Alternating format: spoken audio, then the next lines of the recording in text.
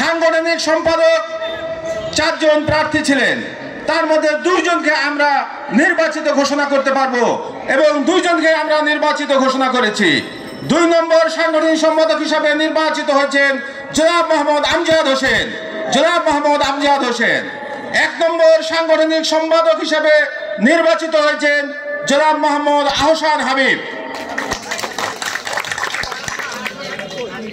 সাধারণ যাদের নাম বলছি তারা মঞ্চের সামনে আসেন। আমজাদ হোসেন এবং আহসান হাবিব ভাইকে মঞ্চের সামনে আসার জন্য, মঞ্চের উপরে আসার জন্য অনুরোধ জানাচ্ছি। সাধারণ সম্পাদক পদে 4 জন প্রতিদ্বন্দ্বিতা করেছেন। 4 জন অত্যন্ত জনপ্রিয় নেতা, কারণ সকলে খুব কাছাকাছি ভোট পেয়েছেন, কেউ বেশি কম, খুব বেশি ভোটে কম বেশি হয় নাই।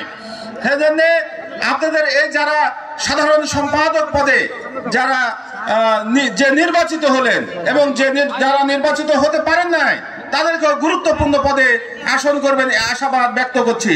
সাধারণ সম্পাদক হিসাবে নির্বাচিত হয়েছেন জনাব মোহাম্মদ আব্দুল মালেক ভাই। মালেক ভাইকে মঞ্চে আসার জন্য অনুরোধ জানাচ্ছি। সর্বোপরি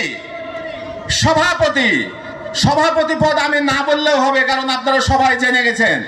কারণ ইতিপূর্বে বিনা প্রতিদ্বন্দ্বিতায় আমার শ্রদ্ধেয় ভাই আখতারুজ্জামান বল্টু ভাই তার নমিনেশন উইথড্র করে অত্যন্ত বড় মনের পরিচয় দিয়ে তার নিজের বড় ভাই জনাব মোহাম্মদ আব্দুর রাজ্জাক ভাইকে বিনা প্রতিদ্বন্দ্বিতায় নির্বাচিত হতে সহযোগিতা করেছেন। এজন্য আব্দুর রাজ্জাক ভাই এবং আখতারুজ্জামান বল্টু ভাই 2 জনকে আমি আমার পক্ষ থেকে অভিনন্দন জানিয়ে